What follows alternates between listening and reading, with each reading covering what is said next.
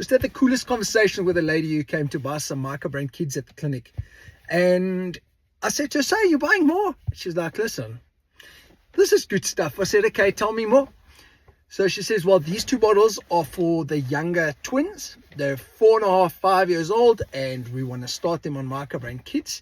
And I said, and the older one? And she says, you know, he's 7, he's on no other supplements, but when he started, he was introverted, shy, not thriving. And she says, he's just a different kid. He's confident, outspoken, he's doing well. He started drama classes, and she's super chuffed about it. Then I challenged her a little. I said, okay, but how can I convince people that the supplement is beneficial? I think that sounds like a growth spurt.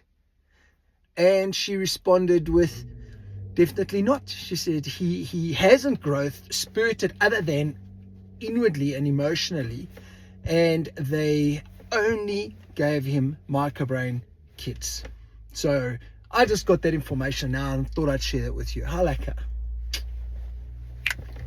Mushroom.